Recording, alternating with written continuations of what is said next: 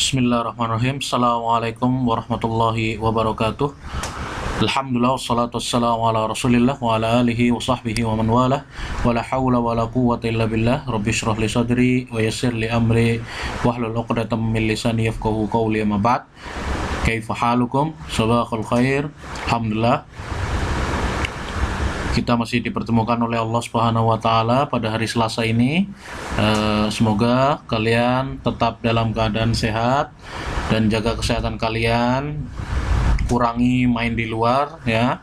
Kita sudah melaksanakan PJJ hampir mau 1 tahun ya, dari kalian kemarin kelas 5. Sekarang udah kelas 6. Oke. Anak-anakku yang saya cintai karena Allah, kita melanjutkan pembelajaran yang kemarin kita sempat terhenti, yaitu di bab jual beli ya, yaitu khiyar. Apa itu khiyar kemarin? Hak memilih barang dagangan yang akan dijual. Khiyar adalah hak memilih barang dagangan yang akan dijual. Jadi seorang pembeli boleh memilih-milih barang. Jadi tidak hanya si penjual saja yang boleh memilih barang, maksudnya yang akan dia jual, tapi si pembeli juga memiliki hak untuk melihat barang tersebut. Contoh, dia ingin membeli apel atau jeruk, dia dilihat, oh ini bagus, masih bagus apelnya, atau warna jeruknya masih orange ya, masih bagus.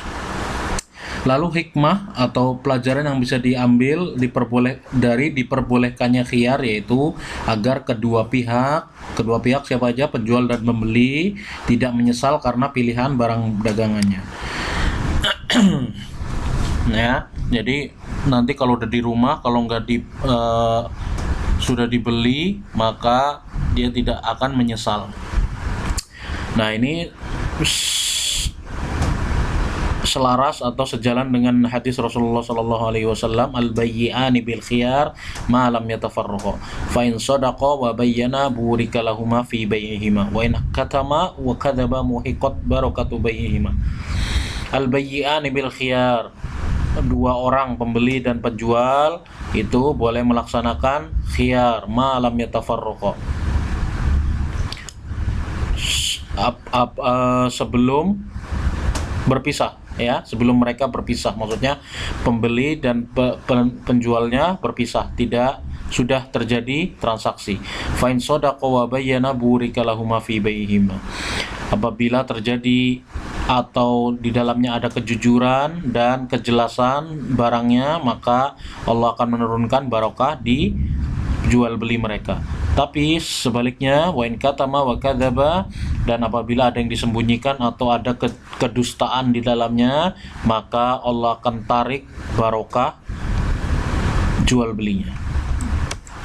Kita masuk ke pembahasan yang terakhir, yaitu jual beli yang dilarang oleh atau yang diharamkan oleh Allah Subhanahu wa taala. Yang pertama, dibuka kalian di bukunya ya, ada di situ, kalian bisa baca jual beli najasi. Perhatikan, jual beli najasi. Apa itu jual beli najasi? Jual beli najasi adalah memberi tambahan harga kepada orang lain dengan cara orang lain menawar lebih tinggi. Ustaz, maksudnya apa? Oke, Ustaz akan jelaskan menggunakan contoh. Biasanya kalau pakai contoh itu lebih paham. Contoh ya, si ada A sebagai penjual, B sebagai pembeli pertama, C sebagai pembeli kedua. Satu lagi, A sebagai penjual yang memiliki barang, B pembeli pertama, C pembeli kedua. Nah, maksud dari jual beli najasi adalah ketika si A itu menjual barang, datanglah si B melihat-lihat barang si A. C juga datang di situ. Nah, B adalah pembeli pertama, C adalah pembeli kedua, ya. Di situ dia sama-sama melihat barang, B dan C melihat barang dari si A, si penjual. Lalu si B ini bertanya harga dari, misalkan contoh kita sebut apel ya, apelnya harganya 15.000 ya, harganya 15.000. Lalu si B, perhatikan, si B dia menaikkan harga apelnya menjadi 20.000. Contoh ya, contoh nih. Dia si B ini berkata kepada A, wah ini apelnya bagus nih. Wah saya akan beli apel ini dengan harga 20.000. Padahal harga aslinya berapa? 15.000. Nah, tapi perlu kalian ketahui, dijual beli Najasyi, si B ini hanya omong kosong, hanya membuat ucapannya, tapi tidak niat beli. Perhatikan, si B ini seolah-olah menaikkan harganya. Tadi kan si B pembeli ya. Wahai si A, kamu menjual dengan harga 15.000. Ini kemurahan nih. Harusnya dengan apel yang terlalu bagus ini kamu harus menjualnya dengan 20.000. Lalu si C dengar kan? Si C dengar. Lalu si C, wah, karena dengar perkataan si B tadi, si pembeli pertama, dia lalu dengan segera membeli apel tersebut dengan harga 20.000. Padahal harganya berapa? 15.000. Nah, si B tadi kira-kira membeli nggak? Nah, di sini dijual beli Najasyi, si B tidak membeli. Perhatikan, si B hanya berkata seperti itu lalu pergi dia. Nah, itu yang dinamakan jual beli Najasyi. Itu dilarang ya, dilarang di dalam Islam. Paham ya tadi ya? Jadi jual belinya itu dilarang karena dia telah menjadi apa? Si B ini seolah-olah sudah membuat tipuan ya. Padahal apelnya biasa aja. Apelnya biasa aja. Dengan dia bilang tadi, wah apelnya bagus nih, nggak pantas dihargain 15.000, harusnya 20.000. Nah, si C mendengar perkataan si B, wah ini nih aku harus beli juga nih 20.000. Lalu dia, bang aku beli dong. Si C bilang kepada si A, bang aku beli dong, ini apelnya dengan harga 20.000. Padahal harga aslinya 15.000. Lalu ketika si C membeli, si B ternyata dia tidak membeli. Dia hanya, kalau bahasa kita, memanas-manasi orang lain untuk membeli harga barang tersebut dengan harga 20.000. Nah, itu terjadi kecurangan di situ ya. Jadi tidak boleh dan jual belinya dilarang. Ustadz, terus gimana dong kalau orang sudah terlanjur beli si C? Si C tetap sah jual belinya, tapi si B tadi akan mendapatkan dosa karena dia telah menipu. Oke ya, paham ya?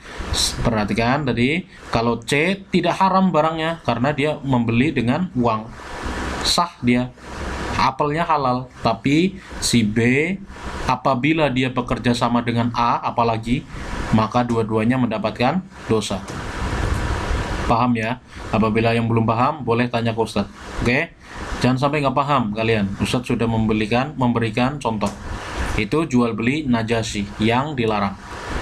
Yang kedua, ada jual beli barang yang belum diterima. Ya, jual beli barang yang belum diterima. Contoh.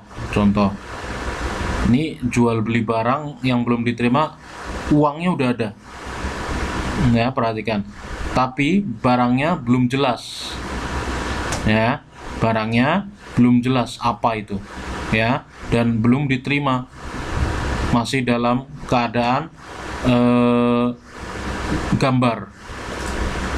Ya, itu jual beli barang yang belum diterima. Ini tidak boleh, ya, dilarang.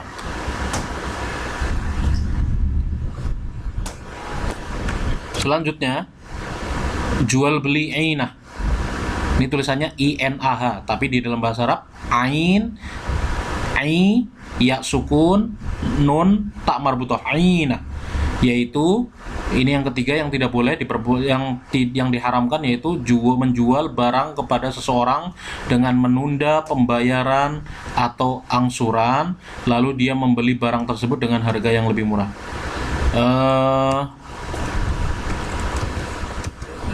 Gini. Kita cukupkan sekian karena ini pembahasannya yang jual beli inah lumayan panjang. Karena insya Allah pekan depan Ustadz akan jelaskan ya. Ini jual beli inah. Oke. Kita lanjut keempat, jual beli barang di atas transaksi jual beli orang. Ini juga insya Allah kita lanjutkan pertemuan yang akan datang. 3, 4, 5, 6, 7 pertemuan yang akan datang insya Allah akan Ustadz perjelas, karena ini sudah 10 menit, nanti akan menjadi kepanjangan nanti ya. Jadi yang sudah kita pelajari hari ini, 2, jual beli yang dilarang, jual beli najasi. Apa itu tadi? Memberi tambahan harga kepada orang lain dengan cara orang lain menawar harga lebih tinggi.